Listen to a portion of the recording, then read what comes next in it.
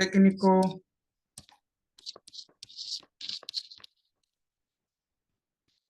analysis. Leo tutaendelea pia na fundamental. Kwa hiyo nakamilisha hapa, then tunaenda kwenye analysis type nyingine. Kwanza tulijifunza kuhusiana na trend, tukaangalia zile uptrend, downtrend. Sasa kuna kitu ambacho unaweza ukawa unajiuliza kama trader kwamba how do you know that the trend is over? Utajuaje trend imefika mwisho? Kwa mfano kama ikiwa ni uptrend ama downtrend, utajuaje kwamba huu ndio mwisho wake sasa, kwamba trend haiwezi kuendelea tena, imeishia hapo? Kwanza itategemea ni aina gani, ni aina gani. Kwa mfano tumeona jana kwamba kuna ranging, tunaona kuna uptrend, kuna downtrend na kuna choppy. Kwa hiyo hizi ranging market, uptrend market, zote hizo ni trend. Ama wakati mwingine kuna baadhi ya vitabu unaweza kukuta amekuandikia ni nini, ni market structure. Market structure, market imetengeneza umbo aina fulani. Kwa hiyo ukuta kwenye vitabu vingine kama sisi tulivyosoma kwamba ni trend, wakati mwingine unaweza kukuta wamekuandikia ni market structure. Sasa how do you know kwamba imefika mwisho? Bila kupoteza muda, ngoja nichore hapa kwa haraka haraka, labda ni uptrend. Hii ni uptrend ambapo utachora mstari wako wa nini, wa trend line. Trend line umechora, half price inakuwa inafanya nini, ina touch inaondoka, touch inaondoka, hivi kama hivi ilichotengeneza. Sasa ili kujua kwamba trend imefika mwisho, utaangalia kwamba ikitokea imekuja kutouch ile eneo lakini ika break ile eneo, maana yake itakuwa imefanya nini, itakuwa ime break out, itakuwa ime break out. Kwa hiyo utasubiri kama itakuja kulitest, then hii sehemu ndio utakuja kufanya nini, utakuja kusell na price itakuwa imedrop. Kwa hiyo maana yake hapa ni nini kimetokea, kwamba mwanzoni market ilikuwa katika uptrend, anarudi jioni na watu wanaongea, hakikisha una mute mic yako. Mwanzoni ilikuwa katika uptrend, lakini ikadrop ama ikavunja hii sehemu ambayo ikavunja hiyo trend line yako. Hii trend line ilikuwa ina act mwanzoni kama nini, kama support. Maana yake imekuwa break D.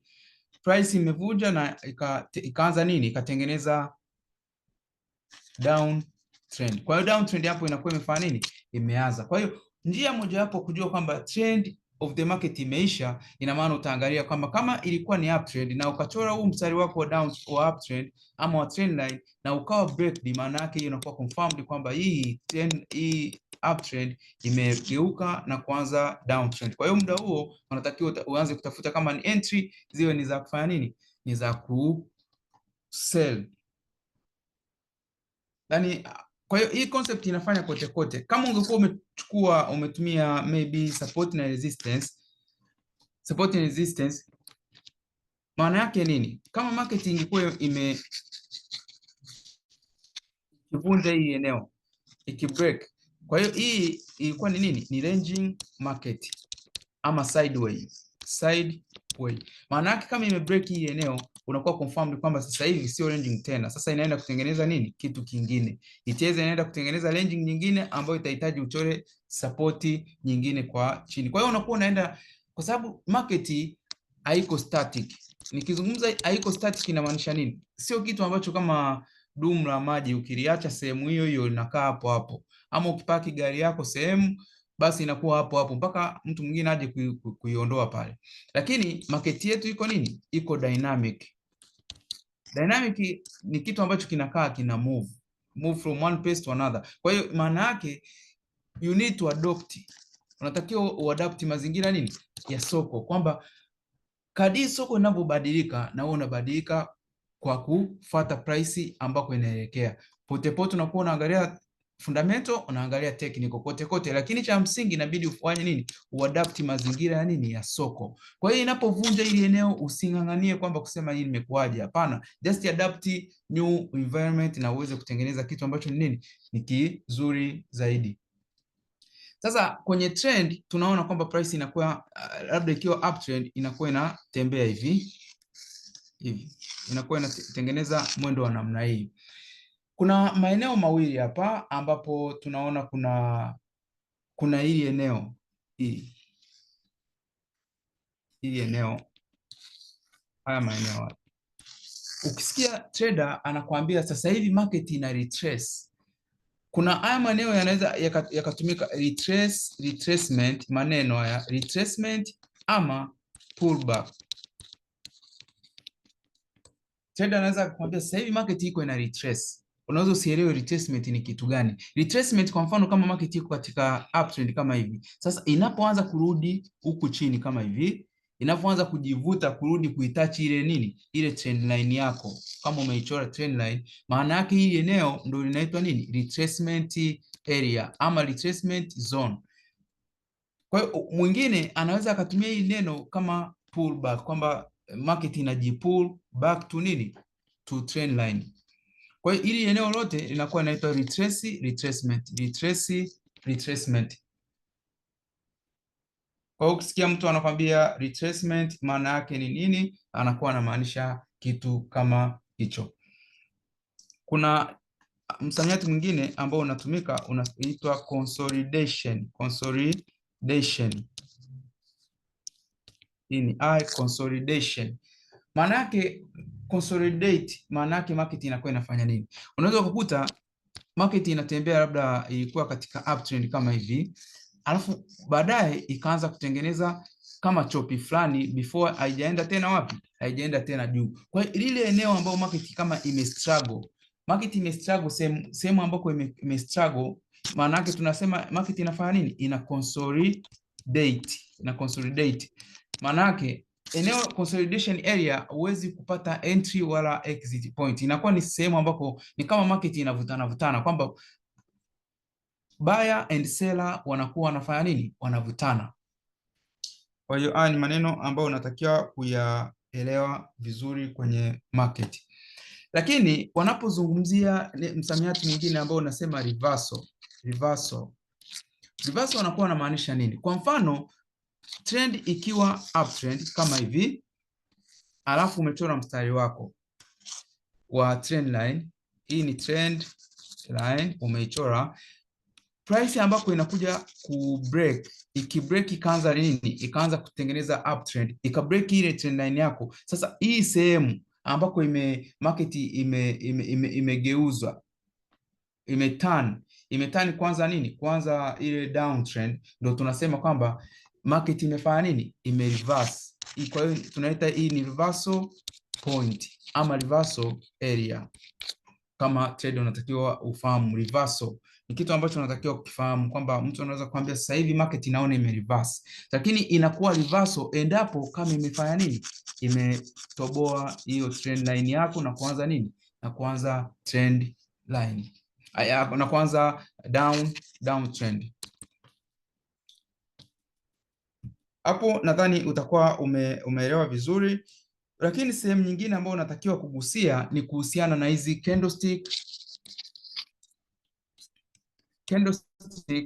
pattern and the chart pattern.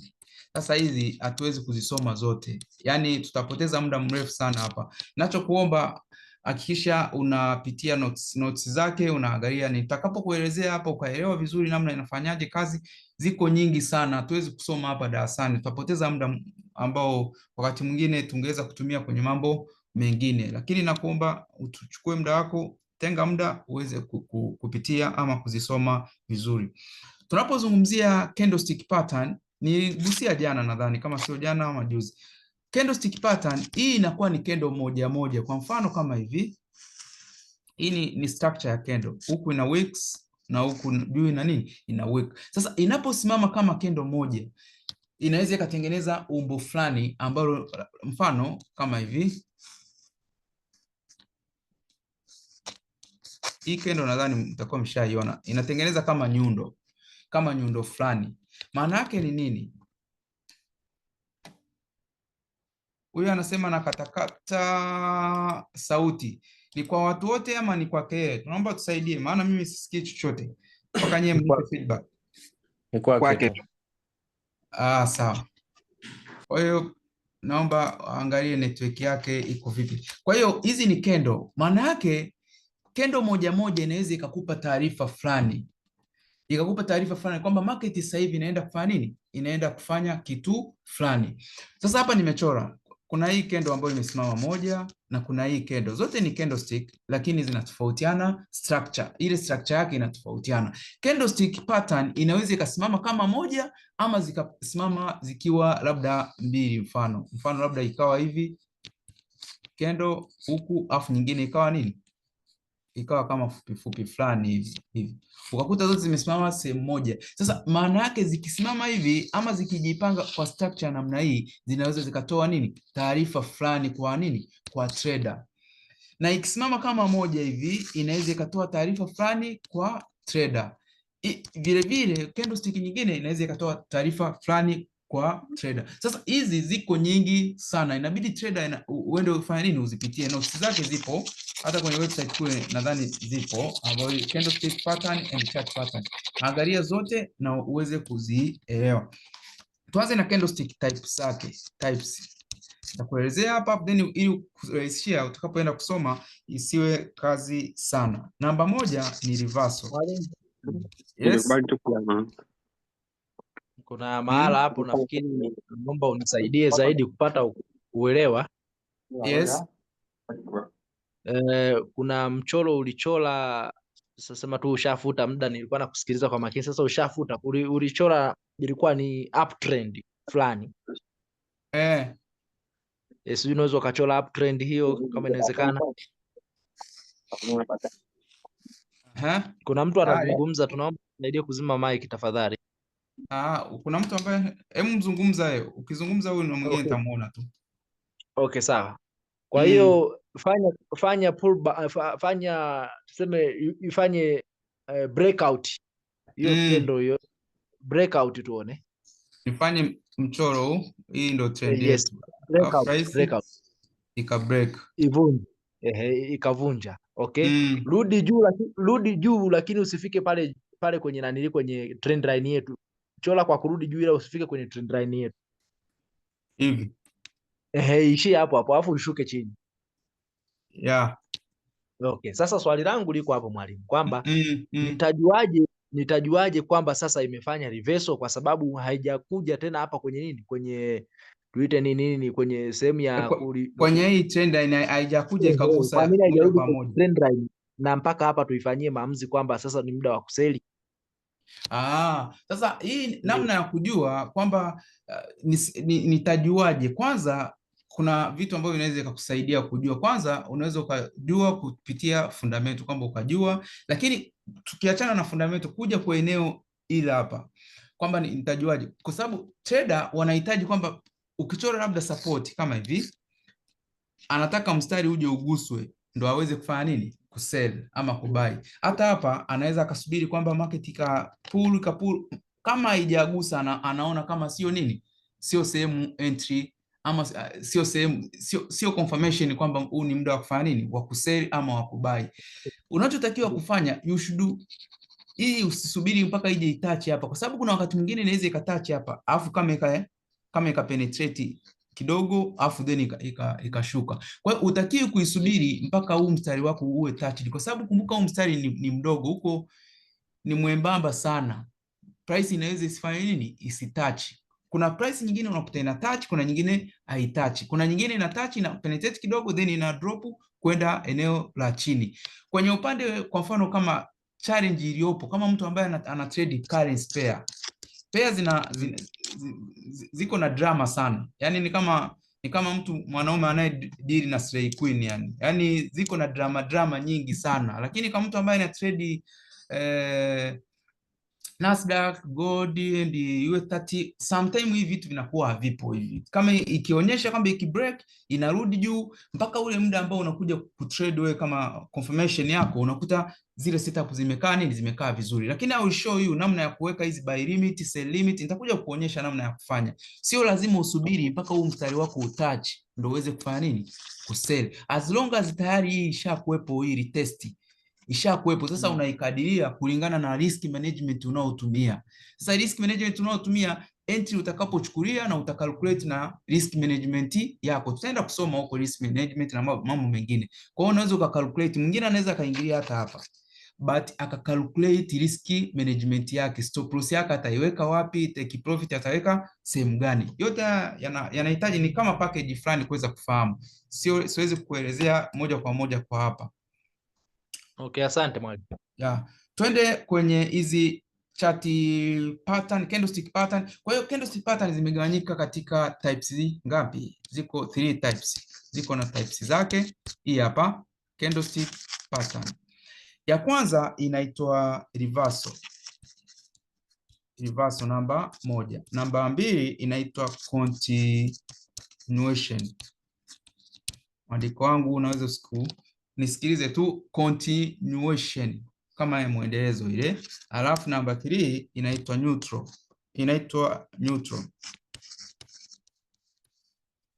Neutral. Maana yake ni nini? Kwamba kuna candlestick ambazo unazikuta ziko katika grupu ya reversal. Hizi zinakuwa zinakupa taarifa gani? Zinakuwa zinakuonyesha kwamba ikitengenezeka sehemu fulani, unakuwa unafahamu kwamba sasa hivi market inaenda kufanya nini? Inaenda ku reverse. Reverse ni kama nini? Reverse kwa Kiswahili unaweza kusemaje? Ni kama kugeuka, kwamba kama ilikuwa ni uptrend, market kama ilikuwa inaenda uptrend, basi ni muda wa kufanya nini? Wa turn back to downtrend. Na mara nyingi hizi zinakuwa formed katika zone zile ambazo ni strong, labda kwenye support area ama kwenye resistance area. Mfano, unaweza kuwa umedraw resistance and support hivi, umedraw resistance zako and support kama hivi, afu price imekuja imetengeneza, imeshuka hivi, alafu hapa juu ikatengenezeka candle fulani labda yenye structure kama hivi hivi, yani ni kama nyundo iliyofanya nini, iliyotazama kwa chini hivi. Maana yake inakuwa inakuonyesha nini? Kwamba kama ni baya walikuwa wanapanda juu, wameishiwa nguvu. Maana yake kwamba huu ni muda ambao market itaenda kufanya nini? Ku reverse. Inaenda kufanya reversal. Maana yake price inaenda kufanya nini? Ku turn back ilikotokea. Kama ilikuwa, kwa sababu hapa ilikuwa ina buy, kwa hiyo inaenda ku turn back to nini?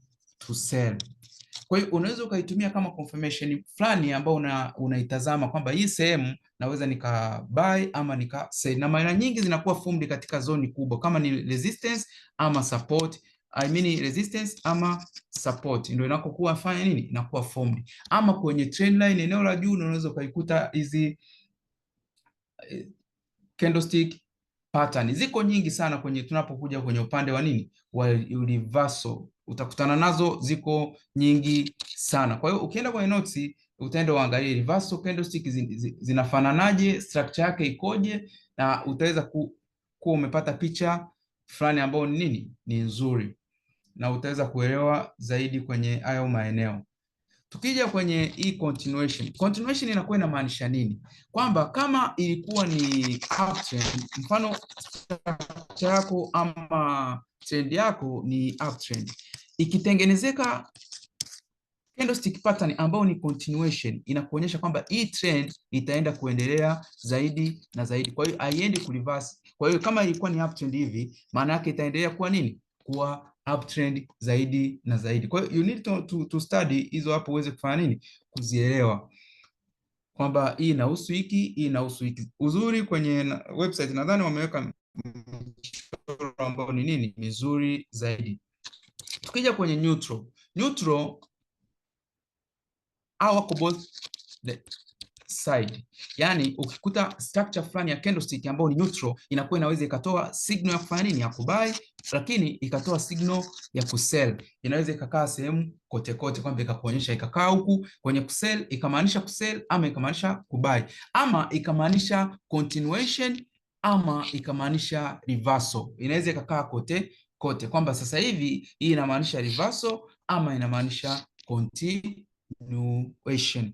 Kwa hiyo trend inaweza ikaendelea zaidi ama ika reverse. Neutral unatakiwa kuzifahamu zinaitwa nini na nini. Sisi hapa tukisema tuzisome, kwa mfano kama hapa reversal zenyewe tu peke yake unakuta ziko kama 15. Bado hatujaenda continuation, bado hatujaenda kwenye. Kama utapata shida yoyote kwenye hizi candlestick pattern, basi just ask na tutaweza kukusaidia. Chart pattern zenyewe zimegawanyika katika mifumo. Kuna reversal types zake, lakini kuna continuation na kuna bilateral. Maana yake nini? Chart pattern ni muunganiko wa structure. Ni candlestick nyingi ambazo zimeunganika kwa pamoja. Kwa mfano, zinaweza zikaunganika candlestick nyingi zikatengeneza umbo fulani. Mfano kama hivi. Unaona? Hii ni kama M. Unaona M. Lakini ina nini? Ina double top. Unakuta labda wamekuandikia chart pattern labda inaitwa nini? Double top. Ama nyingine unakuta wamekuandikia triple top. Lakini kuna candlestick chart pattern zingine unakuta wamekuandikia head and shoulder. Ni muunganiko. Kwa mfano hii head and shoulder ni kama iko kama kichwa cha mtu fulani hivi. Ina maana ni bega, kichwa and bega jingine. Maana yake hii inakuwa right and left, alafu inakuwa nini? Ni head. Kwa hiyo hizi ni candlestick zimeunganika zote, zimetengeneza structure. Kuna umbo ambalo limetengenezeka. Sasa hii umbo linakuwa linatoa nini? Linatoa signal fulani kwamba sasa hivi price inaenda kusell, sasa hivi price inaenda kubuy. Kwenye michoro hii utakuja kuona. Kwa hiyo same kama kwenye ilivyo candlestick pattern na chart pattern iko hivyo. Reversal ina maana ni yale maumbo ambayo yanaonyesha kwamba kama ilikuwa ni uptrend, maana yake inaenda kuwa nini? Inaenda kuwa downtrend. Lakini kama ilikuwa ina buy, mfano price ilikuwa ina buy, inaweza ikabadilika ikaanza kusell. Inamaanisha nini? Reversal. Kama price ilikuwa inapanda hivi juu, maana yake ikitokea hii reversal chart pattern, maana yake price inaweza ikafanya nini? Ikasell, ikareverse. Tukija kwenye upande wa continuation, ni vile vile kama ilivyo kwenye reversal, kwamba continuation chart pattern zinakuwa zina indicate kwamba price kama ilikuwa ina buy, mfano kama price ilikuwa ina buy, maana yake itaendelea kufanya nini? Kubuy. Ile continuation itakuwepo continuation of trend. Ama kama ilikuwa ni buy, haina trend yoyote, ina indicate kwamba sasa hivi ni muda price ku buy. Ndio maana inamaanisha nini? Ndio jina lake liko hivyo kwamba continuation. Make sure una mute mic. Okay, continuation. Kwa hiyo tukija aina nyingine ya bilateral, hii na yenyewe ina indicate kama ilivyo kwenye chart candlestick pattern. Tumeona kuna neutral. Sasa huku inaitwa bilateral, ambao hizi ni chart pattern ambazo zinaweza kaindicate it is both. Ikawa ni nini? Ni both. Ikawa ni ina indicate continuation ama ina indicate reversal. Hakikisha hapo unapapitia vizuri. Nenda usome notes zake ili utakapokuwa sehemu yote sisi tutafanya nini? Tutakusaidia kwa upande wetu vizuri. Mpaka hapo, is there any question kuhusiana na technical ama mambo ambayo tumejifunza hapa? Kuna mtu mwenye question yoyote?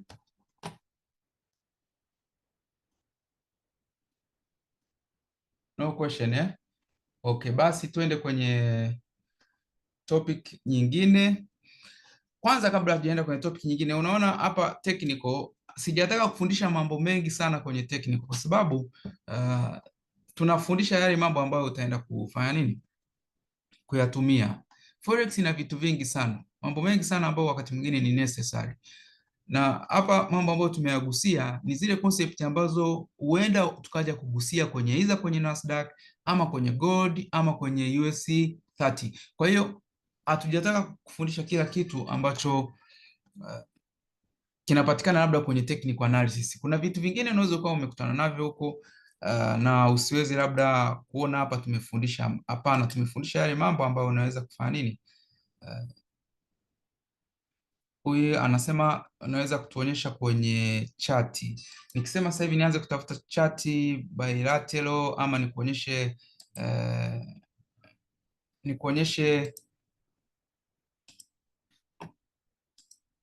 au let's say labda nisikilize huku, niwasikilize nyewe. Hii ni reversal candlestick. Unaweza ukaona reversal ziko ngapi hapa? Reversal tu peke yake hizi hapa zote hizi sijui ngapi, 1 2 3 4 5 6 7 8 9 10 11 12 13 14 15, iko 15 ambao ni reversal peke yake, ambako tukija huku wanakuchorea sasa reversal inavyokuwa kwenye picha na kwa mfano wameanza na moja ambayo inaitwa nini, shooting star, na wanakuchorea kwenye picha. Hii ni picha ya kawaida, then hapo wamekuonyesha shooting star inavyo indicate. Shooting star ni kama ambao nilikuwa nakuchorea, ni kama nyundo fulani hivi ambayo inakuwa ina indicate nini, iko katika reversal. Kama ungekuwa umechora support and resistance kama hivi, maana yake price ingekuwa inapanda huku juu, ikatengeneza shooting star kama inavyoonyesha hapa, ilikuwa ina indicate nini, ina indicate reversal, kwamba kama price ilikuwa inapanda inakuwa ni uptrend, maana yake inabadilika kuwa nini, kuwa down trend. Ndio maana nikasema kwamba hapa tukisoma vizuri hivi afu then tukaja kufundishana labda sehemu ambayo hujaelewa, then tukajifunza pamoja, labda kwamba mimi sijaelewa sehemu fulani, lakini kuna aina nyingine ambayo inaitwa evening star, morning star. Unaona inavyokuwa created. Na kwa nini sijataka kufundisha sana hapa? Kwa sababu sio kila kitu tunachokiona hapa kitaenda kuwa formed kwenye chati kule, japokuwa ni vizuri kuzifahamu kwamba hizi ziko hivi. Hata mimi mpaka sasa hivi ukinificha haya majina, kuna baadhi sizifahamu. Kwa mfano hii shooting star ni very common, inafahamika, hiyo tunaifahamu kwa sababu inakuwa formed sana, lakini kama hizi evening star kuna wakati mwingine azif formed. Bearish engulfing, bearish engulfing unakuta inakuwa hivi kwamba hii ya kwanza inakuwa ina indicate kama kubai, afu then inafuata kendo nyingine ya nini, ya bearish. Kwa hiyo make sure kwanza hizi unazipitia kwenye hizi notes. Unaona wamekuwekea mchoro moja baada ya nyingine, inaitwaje, alami, bullish alami, bearish alami. Tuanze kwanza kujifunza hizi, alafu ama tusome hizi notes kidogo, then from there kama kutakuwepo na question. Unaona hapa amekuwekea continuation ziko ngapi, 1 2 3 4 5 6 7 8 9 10. Tukisema to spend a lot of time hapa kuelezea moja moja, nadhani tutatumia muda mrefu. Unaonaje? Si mtaweza kusoma hii ama itakuwa ni shida kidogo kuzistudy hizi? Sawa mwalimu, tuendelee. Tuendelee, alafu tutaangalia, nitapitia hizo notes. Wewe just pitia, alafu kama utapata shida sehemu yoyote, sisi kesho tutaanza nao hapa kidogo, tugusie ili watu mwe mshafanya nini, mshapata mwanga fulani. Kwa sababu mimi nikisema nikucholee kwenye notes huku inaweza ikawa ni changamoto kidogo, usiweze kunipata, lakini kama umepitia notes inaweza ikawa rahisi kwako wewe kuelewa. My brother, wewe ni mgeni kabisa kwenye forex, ndio? Mimi mgeni kabisa. Usije ukajisikia vibaya ukasema jamaa hata concede sana kwenye nini. Kwa hiyo twende kwenye fundamentals ama fundamental analysis. Fundamental analysis. Juzi ndani kama sio juzi basi jana niligusia kwamba fundamental kidogo nikagusia, na kwenye technical nikagusia sentiment hivyo. Sasa today nataka tuanze rasmi hii fundamental. Fundamental ni pana kidogo, na starting from today tutaanza na fundamental, kesho tutasoma fundamental. Nadhani this week mpaka tunakamilisha itakuwa ni nini, fundamental. Tuanze, what is fundamental? Neno ukisikia mtu anakuambia fundamental, sawa sawa na mtu anayekwambia news ama taarifa. Shazoea news ni kama taarifa ya habari. Kwa Tanzania hapa taarifa ya habari ni kama zile taarifa tu unazotazama labda CNN ama TBC1 ama ITV whatever. Ni hizo tu, hamna tofauti na hizo, japokuwa kwamba utofauti wake kuna nyingine unakuwa uzifahamu zina impact wapi na wapi. Kwa hiyo taarifa inaweza ikawa ni ya kawaida tu ambao labda inatumiwa na watu wengine, maybe wafanya biashara huko ama watu fulani, lakini kwenye forex ikawa inaleta impact nyingine tofauti. Kwa hiyo as a trader unatakiwa kuzifahamu fundamental kwa undani zaidi, kwa sababu ndo msingi wa forex ulipo. Unapokuwa unataka kufanya vizuri kwenye forex, lazima uweke nguvu vizuri kwenye fundamental analysis uweze kuelewa. Sasa hizi fundamental zimegawanyika katika types zifuatazo. Hizi types si rasmi sana kwenye vitabu, unaweza usikute wamekuwekea hivyo, lakini hapa darasani nimezigroup katika hizi types hizi ili kuweka wewe uweze kuelewa vizuri zaidi. Ya namba moja ni calendar fundamentals. Alafu namba mbili ni daily fundamentals. Kwa nini tunasema calendar fundamentals? Hizi ni zile taarifa kwa kawaida mwaka unapoanza, kwa mfano ilivyoanza 2025 ikaanza ile January, kuna kalenda ambayo inatoka inayohusiana na mambo ya forex, inatoka ya mwaka mzima, kwamba tarehe fulani kutakuwepo na hiki, tarehe fulani kitakuwepo na hivi. Kwa hiyo inatoka from January to December. Ina maana sasa hivi ambayo haijatoka ni 2026. Kwa hiyo as a trader unakuwa unafahamu kwamba January tarehe fulani na saa fulani kuna tukio hili na hili, au unakuwa unafahamu from March, let's say sasa hivi May, labda tarehe fulani na muda fulani kuna tukio fulani. Kwa hiyo kila mwezi inakuwa na matukio yake, kila mwezi inakuwa na matukio yake ambayo yanakuwa yana saa, yamewekewa tarehe yake, lakini yana saa na siku. Kwa unakuwa unafahamu kwamba tarehe fulani labda tarehe 7 mwezi wa 5 mfano saa ngapi, labda saa 8:30 kutakuwepo na nini, na news fulani labda umekuandikia hapa. Kwa hiyo hizi tumezisema kwamba ni nini, ni calendar fundamentals ambazo zinafahamika, siku fulani ndio zitatoka.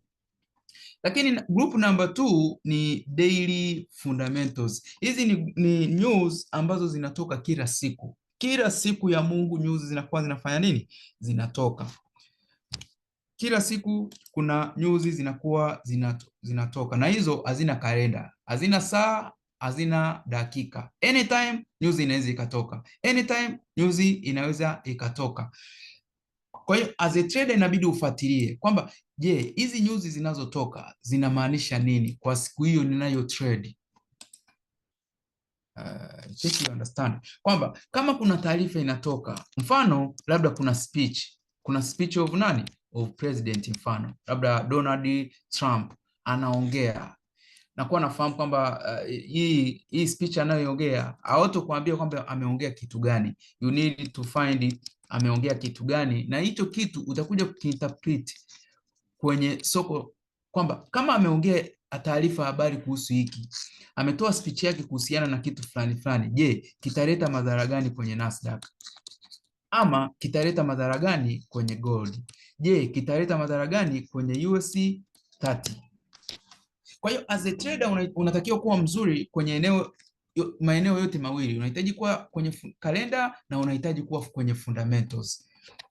Sasa mara nyingi, sio mara zote, mara nyingi sana news ambazo zinakuwa katika upande wa kalenda, zinazokuwa katika upande wa kalenda mara nyingi sana ni from nini? From government. Government maybe na nani? Labda na central bank. Mara nyingi sana, sio mara zote, mara nyingi sana ni data from, ama tuzungumze ni data from government ama central bank. asilimia kubwa zinakuwa nini? Ni data from government and central bank. Lakini tukija hapa kwenye daily, hizi ni data from government, zinaweza zikawa ni central bank, ikawa ni from nini? From companies, from investor, etc.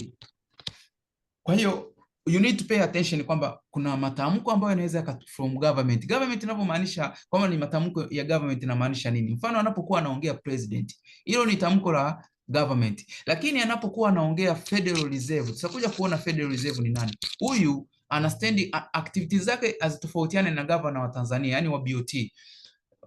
Ni kama wale kwa sababu wote ndio wanaohusika na mambo ya nini, ya pesa, interest rate. Hata Tanzania tukihitaji mambo ya interest rate, mambo ya finance, yote hayo yote yanahusiana, yako chini ya nani? Ya BOT. Sasa kwa Marekani iko chini ya nani? Ya Federal Reserve. Hata mambo ya control interest rate, mambo ya control inflation na vitu kama hivyo yanafanyika under Federal Reserve. Ndio maana kuna hata meme nyingi mtandaoni unakuta wamemweka picha yake pale Federal, kwamba akitoa speech yake inakuwa na you need to be very careful as a trader, kwa sababu kitu anachokiongea kinaweza kuleta shida. Kwa hiyo hayo ni matamko ambayo tunaweka kwenye nini? Kwenye central bank. Lakini kuna hizi from companies. Companies tunafahamu company inaweza ikastand when it comes to kwenye forex. Company inaweza ikastand kama investor, lakini investor akastand kama mtu ama kama kikundi cha watu. Naomba nielezee vizuri. Kwa mfano company tunapozungumzia kwenye stock market, kwa mfano kuna Tesla. Tunafahamu Tesla yupo ndani ya nini? Ya hizo Nasdaq maybe mfano. Sasa tunahitaji kujua taarifa anazozitoa Tesla, tuwe tunafahamu kwamba zinaweza ikaleta shida kwenye kile kitu tunachokitrade, kwa mfano kama ni Nasdaq. Lakini wanaweza katokea kama investors labda wakatoa ripoti fulani ambazo zikaleta nini? Zikaleta shida. Investor wakina nani? Kumbuka mfano kwa ndani ya Tesla kuna investor. Tesla hii ni kampuni ya magari. Tesla kuna nani? Kuna investor. Mfano mzuri, twende hapa nyumbani, DSE. DSE ndani yake kuna companies ambazo ndo kama wanaformu ile nini? Wanaformu ile DSE. Lakini ndani ya hizi companies kuna nani? Kuna investor. Tunapomzungumzia mfano labda company kama CRDB, ndani ya CRDB kumesimama huku shareholders ama investor wengi ambao wanaifanya ile company inazidi kugrow. Kwa hiyo ukiwa unaitazama DSE, unahitaji kuitazama CRDB kiujumla, lakini unahitaji kutazama investor ambao wamefanya nini, wako ndani ya CRDB, wamefanya kitu gani. Naweza nikawapa mfano. Kuna sikumbuki ni mwaka gani, lakini ilishawahi kutokea kama trial. Tunafahamu mmiliki anayemiliki Tesla anaitwa Elon Musk. Ukikuwa investor wa Tesla, Elon Musk naye yupo kwa sababu ni shareholder mmoja wapo. Ukichukua wale wengine ambao wapo, na yeye ni nani? Ni shareholder wa hiyo companies. Kwa hiyo ni one of the investor ambaye amewekeza kwenye nini? Kwenye Tesla company, japokuwa ni kampuni yake. Siku moja akiwa anahojiwa kwenye interview, akaulizwa swali tu la kizushi, ushawahi kusmoke? Akajibu yes, naweza, sijawahi, lakini unaweza ukanipa mimi nikasmoke tu. Wakampatia ile sigara, akaishika tu, hata kusmoke, lakini akaishika, ni kama akatry kufanya nini? Kusmoke. Ile kitu ilileta temper sana kwenye share, kwenye company za nini, kampani zake zote. Kwenye X, I mean inaitwaje ile ambayo ni ya ile ya Rocket,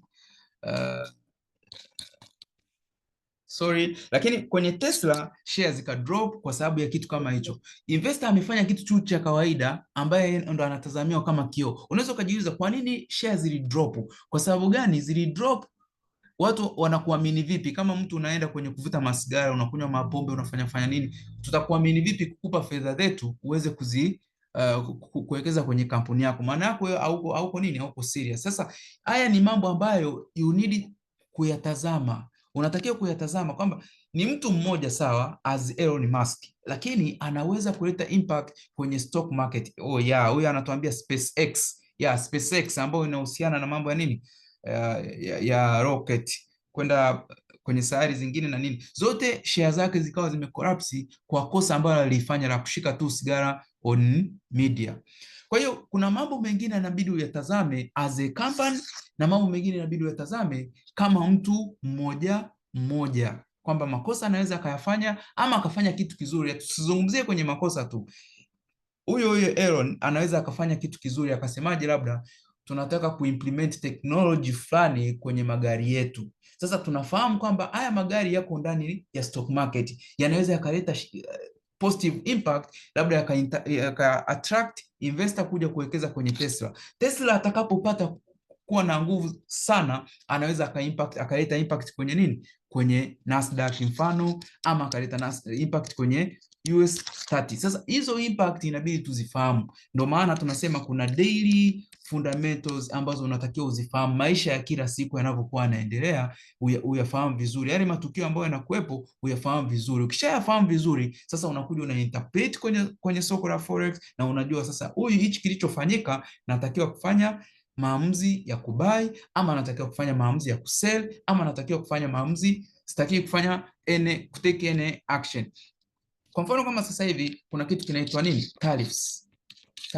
Tariffs haikuwahi kuwa kwenye kalenda, haipo sehemu yoyote. Kwa hiyo haya ni matukio ambayo tunayapata kwenye daily news. Naomba uchukue summary ama uandae notes zako wewe mwenyewe, kwa sababu hivi ni vitu ambavyo havitakuwa kwenye notes. Wakati mwingine vinaweza visiwe kwenye notes sehemu yoyote. Hakikisha unachukua notes zako na video tazame, kama kuna sehemu hujaelewa hakikisha unairudia uweze kuelewa vizuri. Kwa hiyo kitu kama tariffs, hizi ni taarifa ambazo ziko katika daily news. Sasa tariffs unaweza ikaonekana tu kawaida. Kwa mfano akitokea labda mzee tu labda yupo anaangalia taarifa ya habari, labda ni mstaafu, yeye ataitazama kwamba tariffs italeta impact gani kwenye nchi yetu. Ataitazama kinamna yake kwamba sasa tariffs labda inaweza ika increase bei ya vitu labda tukapata inflation na vitu kama hivyo.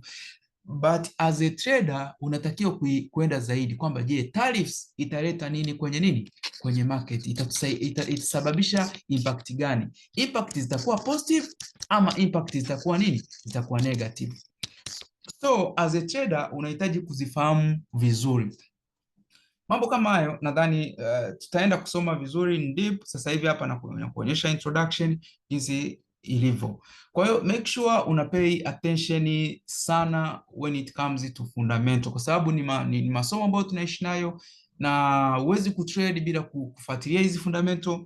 Ni kitu cha muhimu sana kwenye fundamentals. Mpaka hapo tuko pamoja? Sasa tutaanza na kalenda. Kwanza kabla tujaenda huko, twende kwenye hizi core element of fundamentals. Then tutakapokuelezea hapa tutaenda moja moja, sasa kalenda na vitu vingine vinavyofuatia. Tuangalie core elements of fundamental analysis. Kisha unaandika maana kuna vitu vingi havipo kwenye notes huku, unaweza visiwepo, lakini hakisha uwe navyo. Katika sehemu unahitaji kupay attention kwenye fundamental, na kuomba sana pay attention hapo. Namba 1 ni central bank, and number 2 inaitwa economic data ama indicators. And number 3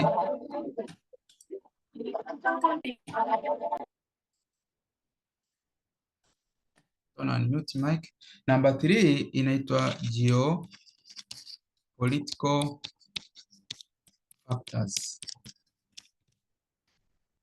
Sasa tunafahamu kwamba fundamentals kama nilivyokuambia kwamba kuna data ambazo ni from government, itaweza from central bank, ama ikawa ni data zingine ambazo. Sasa tunapozungumzia core element ni kama fundamental analysis, ni vitu gani ambavyo vimeishika ama vimeikamata, vina attach kwenye fundamental analysis. Huwezi kustudy fundamental analysis kama ufahamu central bank au ufahamu economic indicators, ufahamu hizi geographical factors. Sasa tuanze moja baada ya nyingine. Tuanze na hii central bank. Central bank wanakuwa inahusika na nini? Tunafahamu central bank zipo kwenye kila nchi. Nchi zote almost ziko na central bank, japokuwa mifumo inatofautiana. Kwa mfano kwa Marekani wao wametofautisha kidogo, lakini activities zote ni zile za central bank kama ilivyo ya kwetu huku BOT. Na tunafahamu tulisoma zile types major currency pair kama mnazikumbuka. Maana yake zile major currency pair zote zina central banki zake. Sasa unapokuwa unaangalia upande wa fundamental wenyewe, kwa sababu tunapozungumzia forex market imekava vitu vingi, kuna instrument nyingi ambazo zipo pale. Na kwa mfano za kwetu tunazungumzia upande wa Nasdaq, tunazungumzia upande wa US30, tunazungumzia upande wa nini? Wa gold. Sasa kwa sababu tunajifunza Nasdaq, US30 na gold, hatuwezi kumkwepa nani? USD. Naomba nielezee USD kwa sababu gani. Hii currency hatuwezi kuikwepa kwa sababu gani? Tukianza na gold, kwenye market value ya gold ama kwenye world market, gold iko valued by nini? By USD. Iko valued by USD. Yaani maana yake ni nini? Unapotaka kununua gold, you should buy it in USD ikiwa katika world market. Hata hapa kwetu sisi Tanzania, wakiwa wanataka kuuza kwenye masoko ya dhahabu, kwa mfano ilivyo Geita, I think Geita kuna soko la dhahabu ambao ni la government, hawauzi gold kwa kufuata bei za ndani ya nchi. Hapa wanaangalia kwamba kwenye world market iko vipi. Kuna kitu kinaitwa Tola, sio utasikia wanakuambia tola moja ni shilingi ngapi. Sasa tola moja ikishakuwa ni shilingi ngapi kwenye world market, ndio itakao determine kwamba hapa Tanzania gold tutaiuza kwa staili kwa bei gani, ambayo kwenye hizi inaitwa hiyo tola ni kama ilivyo ounce, inaitwa OUNCE. Ounce moja wanakuambia ni kiasi fulani. Sasa hii 1 ounce unakuta iko katika nini? USD. Sasa ikiwa katika USD, maana yake ni nini? Kwamba news yoyote itakayo affect USD italeta effect kwenye nini? Kwenye gold. Hata kama ni kwa namna tofauti, lakini ita affect pia nani? USD. Tukija kwenye upande mwingine wa Nasdaq, tunafahamu kwamba Nasdaq hii ni stock market ambayo inapatikana kwa upande wa nani? Wa Marekani, USA. Same as to US30. Zote ziko wapi? USA. Hii iko USA na hii iko USA. Currency ya USA ni ipi? Ni USD. Sasa maana yake ni nini? Taarifa yoyote ambayo inaleta effect kwenye USD inaweza ikaleta effect kwenye hizi Nasdaq, ikaleta effect kwenye US30. Ndio maana unapokuwa unasoma hizi Nasdaq, US30 ama gold, huwezi kumkwepa USD. Lazima uelewe kwamba USD yanakuwa attached pale. Maana yake ni nini? Kama kuna taarifa yoyote ambayo imetoka na ikawa inamuhusu USD, uwe unafahamu kwamba itamuathiri gold, itamuathiri US30, itamuathiri NAS 100.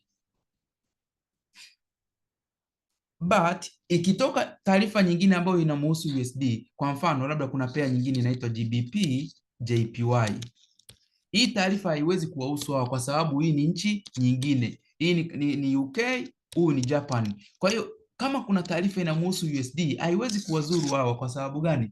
Sio sehemu ya USD. Lakini USD ingekuwa kwamba inahusika hapa, kwa mfano labda ingekuwa ni Euro USD ama ingekuwepo GBP USD, maana yake hizi pair zingedhurika. Kwa sababu gani? Kama kuna taarifa ambayo imetoka inayomhusu USD, maana yake hii pair ya Euro USD itakuwa affected. Itakuwa affected in a positive way ama inaweza ikawa affected in a negative way. GBP USD itategemea sasa USD amekuwa affected katika namna gani na news. It is in a positive au in a negative. Kwa hiyo kama atakuwa amekuwa negative, maana yake ataiathiri hii pair nzima ya GBP USD. Kwa hiyo maana yake nini? Kwamba kama kuna news imetoka ya USD na kuna pair nyingine ambayo haina USD, haiwezi kudhurika. Lakini kama kuna pair yoyote ambayo iko attached with the USD, maana yake itakuwa nini? Itapata effect. Sasa hizo effects zinatofautiana kama ilivyo kwenye Nasdaq ama ilivyo kwenye US30, zote zinatofautiana ambazo unatakiwa kuzisoma na kuweza kufanya nini? Kuelewa. Mpaka hapo tuko pamoja? Mwalimu, mimi nina swali. Kwa maana hiyo kwamba sababu sisi tunadili na Nasdaq, US30 na gold. Kwa maana hiyo sisi tutakuwa tunafuatilia taarifa za central bank, economic data, geopolitical factors kutoka USA pekee. Ndio maana yake.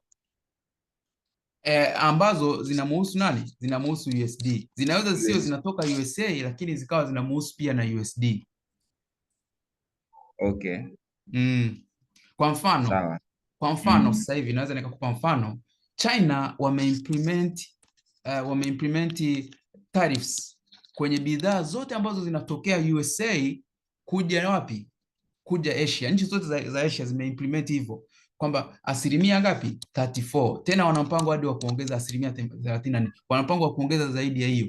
Sasa kama umeweza kuimplement, kumbuka kampuni nyingi za USA, tukianza na Apple anatengeneza simu, lakini support iPhone nyingi unakuta zinatengenezeka China. Wao wanachokuwa wana implement ni software tu zile pale. Sasa kama umeimplement vitu kama hivi, umeweka tayari kodi, maana yake ni nini hiki kitu?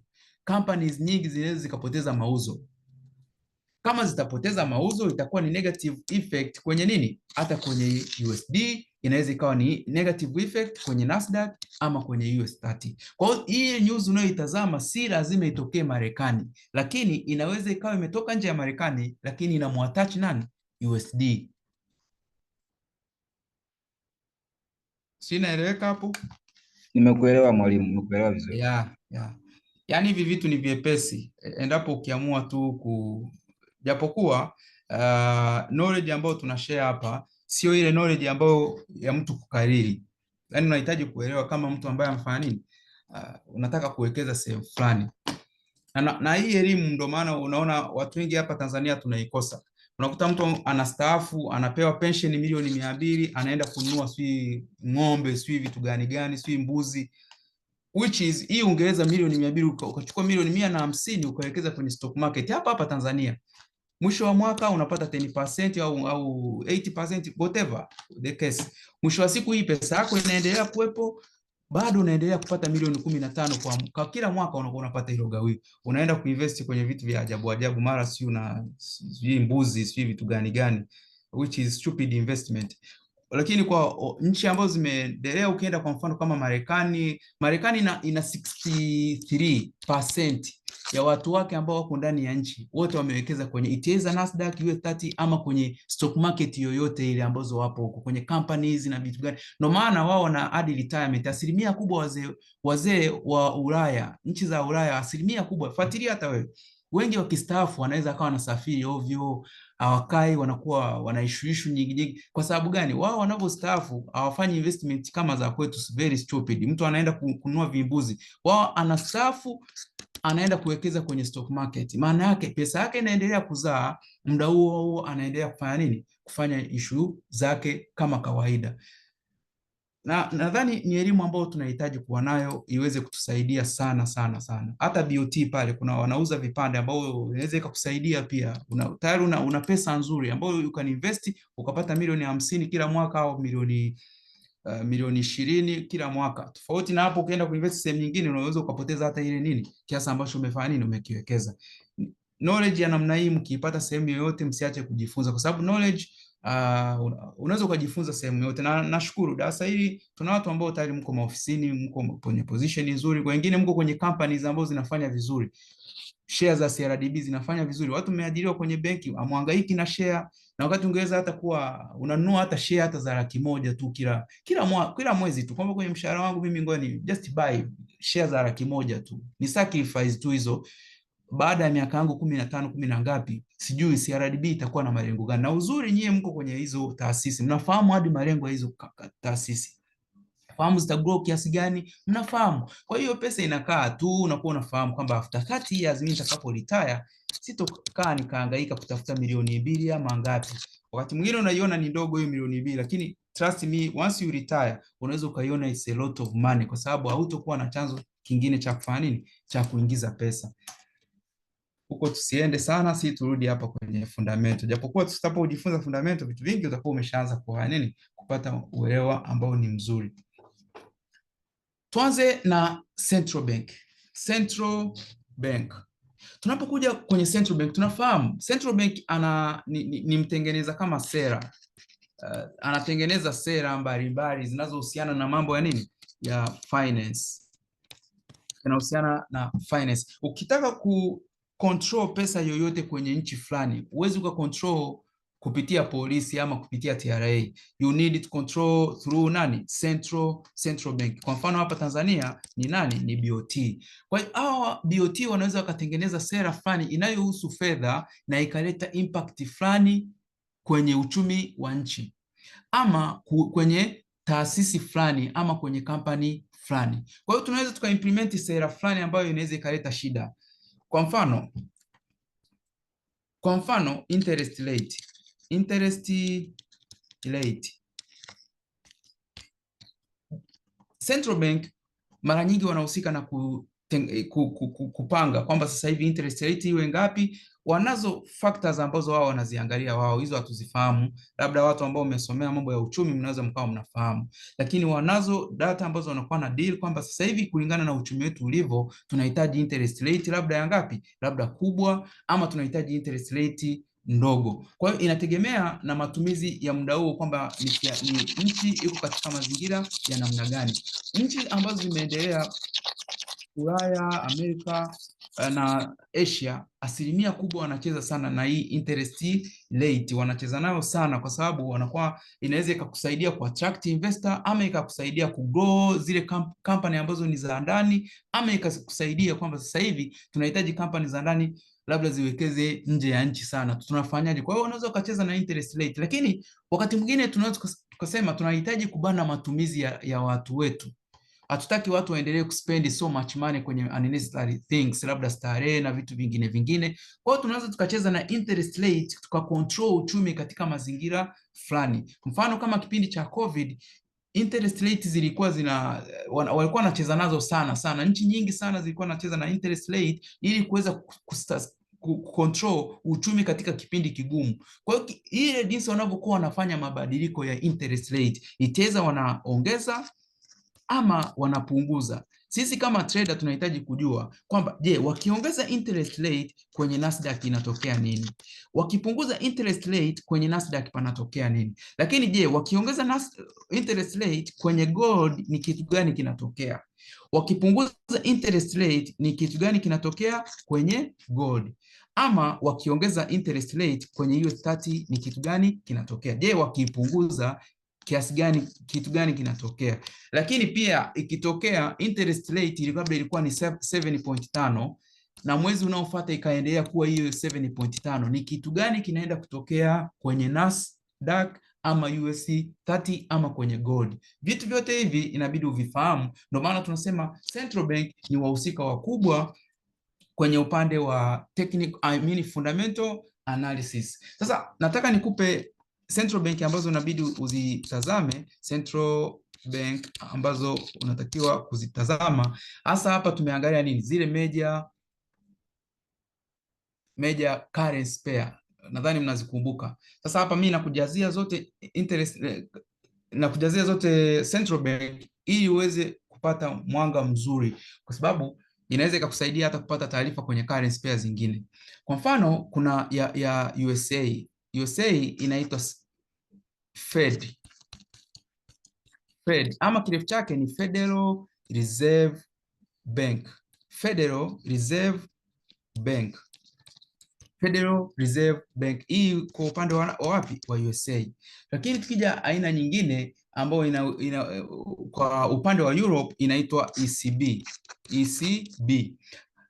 ECB ina maana inaitwa European Central Bank. European Central Bank. Sasa kwa nini hapa wanakuwa wanatofautisha kwamba kuna hii inaitwa hivi labda na hii inaitwa hivi? Maana yake kwamba matamko yanayotokea kwenye Federal Reserve Fed yanamhusu nani? Yanahusu currency ya USD. Matamko yanayotokea kwenye ECB, European Central Bank, yanahusu currency pair ama currency ya euro. Tuende kwenye nani nyingine ambayo inaitwa Bank of England. Bank of England. Hii inaitwa BOE. BOE. Bank of England. Maana yake tamko linalotokea kwenye Bank of England linakuwa linahusu GBP, British Pound. British Pound ambayo inaitwa Bank of England. Kwa hiyo inaleta effect katika British Pound. Tukija kwenye aina nyingine inaitwa Bank of Japan. Bank of Japan. Hii inaitwa BOJ. BOJ. Maana yake wanapotoa taarifa hii inamhusu JPY. Kwa hiyo ukiona kwamba kuna kitu labda kuna interest rate kwa upande wa Japan, wewe unafahamu kwamba hii imetokea kwenye Bank of Japan. Kwa hiyo kama interest rate itabadilika kwa upande wa Japan, maana yake pea zote zenye Japanese yen ambao mfano labda USD, JPY itakuwa nini? Itakuwa affected kwa sababu tayari Japan wametoa interest rate, maana yake itaathiri pea zote zenye Japanese yen. Tukienda kwenye Bank of Canada, nyingine inaitwa Bank of Canada. Maana yake hii itamwathiri nani? CAD, Canadian dollar. Canadian dollar inaitwa Bank of Canada. Kwa hiyo tamko lolote linalotokea hapa linaweza likamhusu nani?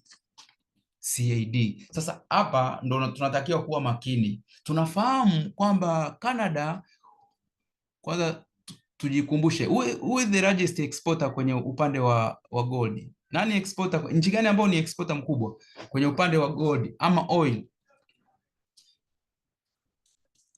Canada ni one of the largest, ni one of the ambaye ana export sana hizi gold na vitu fulani fulani. Kwa hiyo inapotokea kuna news fulani ambayo inamhusu CAD, inaweza ikaleta shida kwenye oil, inaweza ikaleta shida kwenye gold.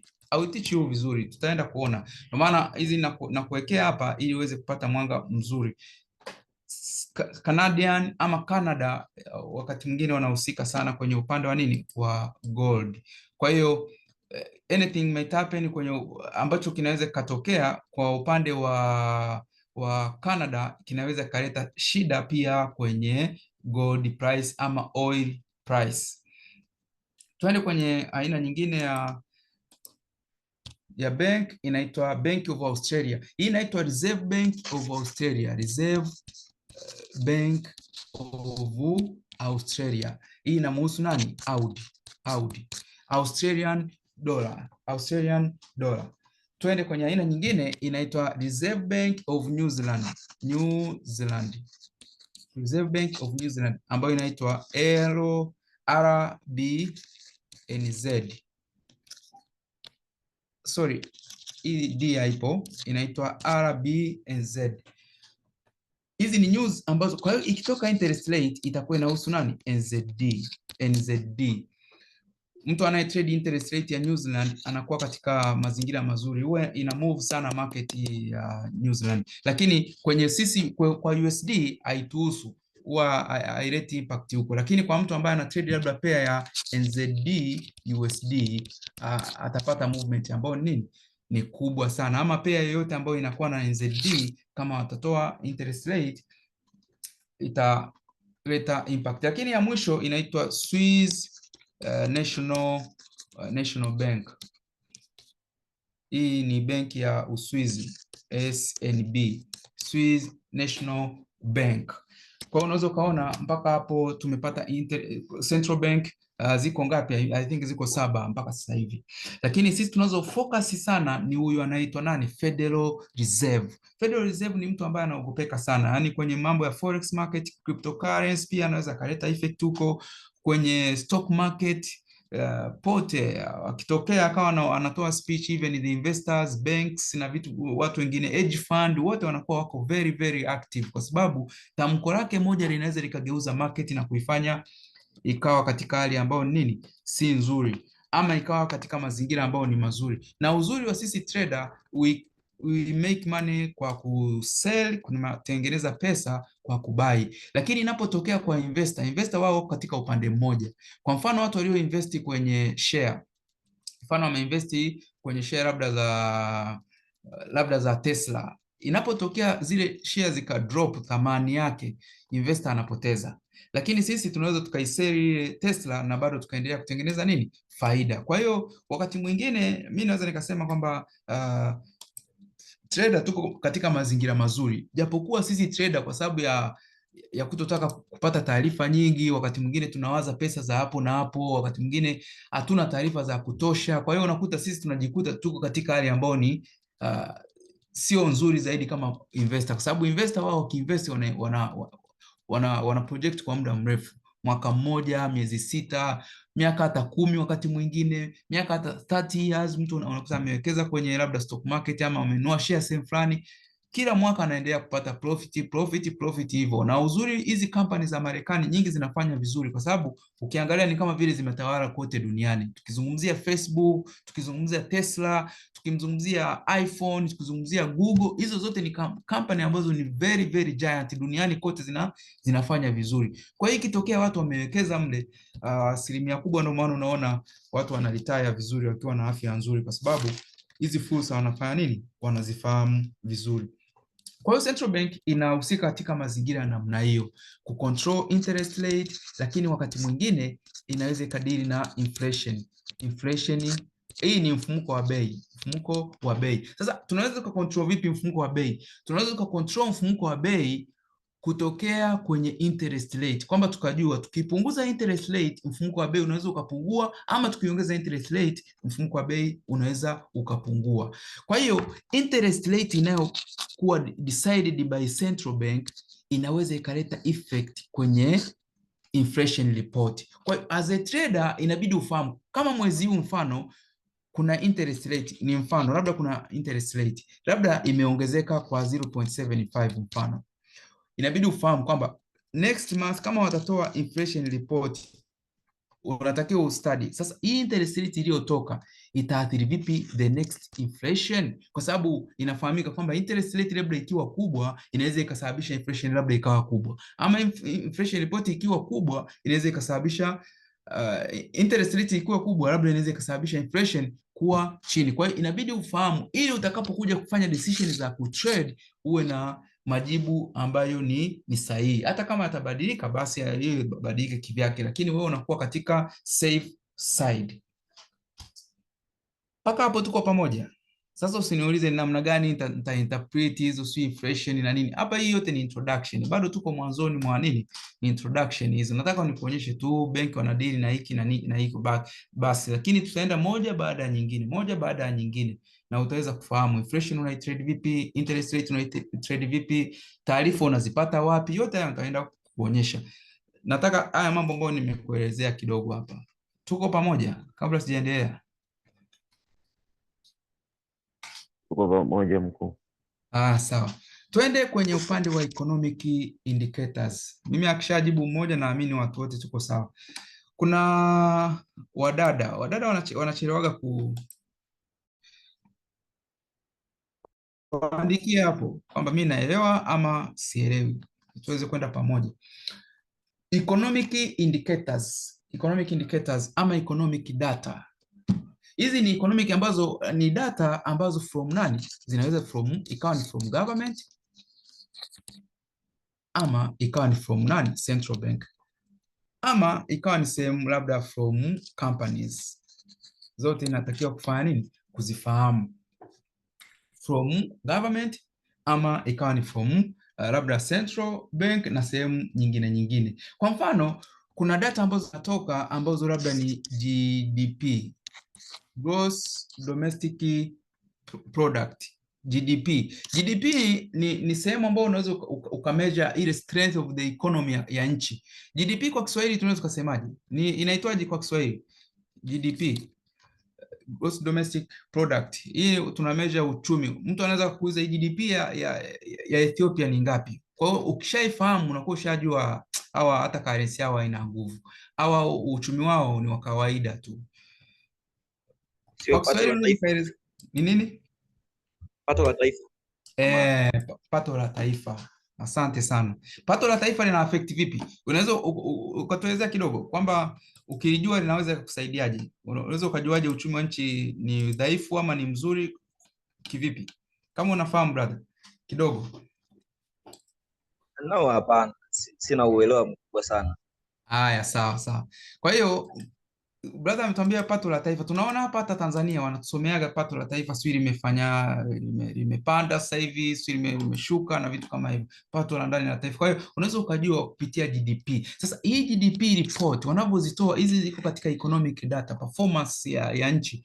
Unaweza ukafahamu kwamba zinaleta effect vipi kwenye labda kwenye upande wa Nasdaq, linaleta effect vipi kwenye upande wa US30, linaleta effect vipi kwenye upande wa gold. Kwa hiyo hizi ni economic data ambazo as a trader you need to interpret kulingana na kile kitu ambacho una trade. Kama una trade Nasdaq uinterpret, kama una trade US30 uweze kuinterpret, kama una trade gold na penyewe uweze kufanya hivyo, kwa sababu unakuta hii GDP mfano labda imetoka labda na asilimia labda 18 imeongezeka, mfano kwenye gold inaleta impact tofauti, kwenye US30 inaleta impact tofauti, na kwenye Nasdaq inaleta impact ambazo ni tofauti. Kwa hiyo as a trader unatakiwa kuelewa kwamba hichi kitu unachokitrade kinakuwa impacted vipi ama kinakuwa affected katika mazingira ya namna gani, kwenye GDP inaathiri vipi hii instrument ambayo mimi naitrade mimi. Kwa hiyo as a trader unatakiwa kufanya vizuri kwenye hilo eneo. Lakini data nyingine ni kama ilivyo employment change and unemployment change, ama data employment data and unemployment data.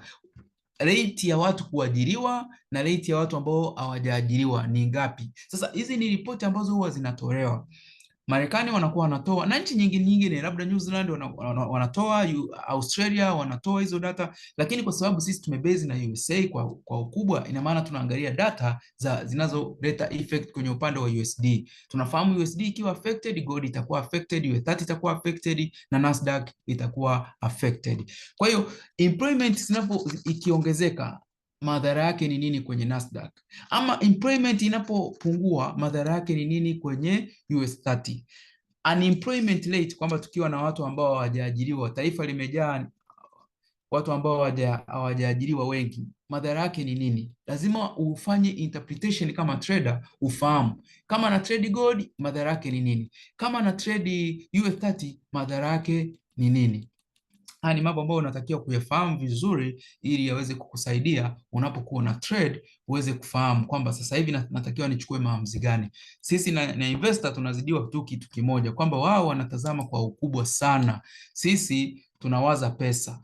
Yaani investor yeye kabla hata ya kuwaza pesa anawaza namna gani return itaipata na kwa muda mrefu sana. Sisi trader akiingia sokoni, yani anachokiwaza ni pesa tu. Kuwaza mambo mengine yanayomsaidia kupata pesa, hayo mimi hanihusu. Mimi ninachotaka ni pesa basi. Kwa hiyo tujifunze namna ya kuvifahamu ni vitu gani vinatuletea pesa. Basi pesa yenyewe ipo. Pesa sehemu yoyote ni end product. Profit ukiwa unafanya kwenye biashara ni end product. Unapofungua tu duka au una invest unafanya sijui nini mpaka uje kupata profit, hiyo ni end product ya mwisho kabisa, kwamba sasa hivi nimeshauza ama sijauza. Kwa hiyo hata sisi kwenye forex, let us focus kwenye vitu ambavyo vinaweza vikatuweka katika sehemu nzuri ya kutengeneza faida. Ndio kitu ambacho tunahitaji kuwekeza nguvu sana. Tusiwaze sana faida, tuwaze yale mambo ambayo yanaweza katuletea faida na tuyafanyie kazi kwa ukubwa sana. Tuje kwenye eneo lingine ambao ni geopolitical factors. Haya ni matukio. Kwanza kuna neno geo na kuna neno political. Haya ni matukio ambayo yanaweza yakatokea from geographical events ama yakawa ni kwenye political. Kwa mfano anaweza kwenye political labda pakawepo na speech of president, mfano ikatokea hicho. Lakini political pia inaweza ikatuletea vitu vingine kama ilivyo labda trade war. Trade war inaitwa vita ya kiuchumi kwa Kiswahili. Kwa mfano ilivyo USA and China wana mvutano sana, wanakutengenezea hata hizi tariffs na nini, hizo zote mwisho wa siku zinaishaga kuwa trade war.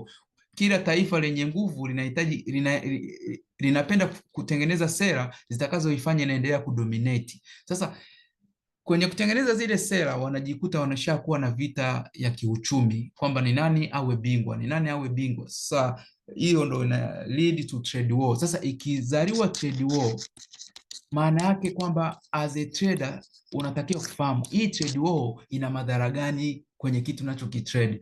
Ina madhara gani kwenye gold, ina madhara gani kwenye Nasdaq, ina madhara gani kwenye US 30, kulingana na unachokitrade na uweze kufahamu ni nini. Kwa mfano ilikuwepo kitu kinaitwa Brexit.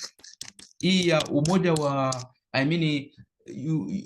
UK ama taifa la England kujiondoa katika umoja wa Ulaya, ilikuwa inaitwa Brexit. Sasa unaweza ukafahamu kwamba ili Brexit inapokuwepo inaleta impact gani. Mfano kama ni mtu ana trade labda GBP JPY, tunafahamu hii GBP ndio iko under pressure. Ni kitu gani kinaweza katokea kwenye hiyo pair? Kwa hiyo haya yote ni matukio ambayo yako ndani ya geopolitical yote haya, lakini ndani ya geopolitical pia yanaweza yakawepo mambo mengine kama flood, mafuriko, ama ikatokea earthquakes. Zote hizo tunatakiwa uzifahamu kwamba nchi sasa hivi imeingia katika earthquake. Kwa mfano kama Japan kuna kipindi inapigwa kweli na earthquake. Maana yake kuna some activities zinaweza zisiendelee kwenye nchi hiyo kwa wakati huo, ambako kutegemea na earthquake imekujaje. Kama ni kubwa sana inaweza ikaseize activities nyingi sana, na ikiseize zile activities maana yake even stock market hazitofanya vizuri, even currency kama currency yao unakuta hajafanya vizuri, exportation and importation unakuta hajafanya vizuri. Kwa hiyo haya mambo yote ambayo unatakiwa kuyafahamu. Mfano kuna ajali ilitokea, ilikuwa something like ajali ama ndege zilikuwa na hitilafu, sikumbuki vizuri, lakini kuna kipindi ambacho Boeing ilikuwa inapitia katika shida sana. Boeing au watengenezaji wa ndege, kampuni ya utengenezaji wa ndege Boeing ilikuwa ilipata skendo kwamba injini zake zinachemka. Kuna kipindi ndege yake iliwaka moto, na nadhani kuna ajali ilipatikana ya ndege za Boeing. Hii ilileta shida sana kwenye stock market kwa sababu Marekani amewekeza sana. Boeing iko kwenye almost iko kwenye Nasdaq, kwenye US 30 amewekeza humo. Kwa hiyo ilileta shida kama taharuki sana kwenye hizo Nasdaq, kwenye US 30. Unaweza ukaona kwamba ni kitu ambacho hakijapangwa, ni ajali tu imetokea, lakini ikaleta shida kwenye stock market. Kwa hiyo haya ni matukio yote kwa pamoja ambayo unatakiwa kuyafahamu.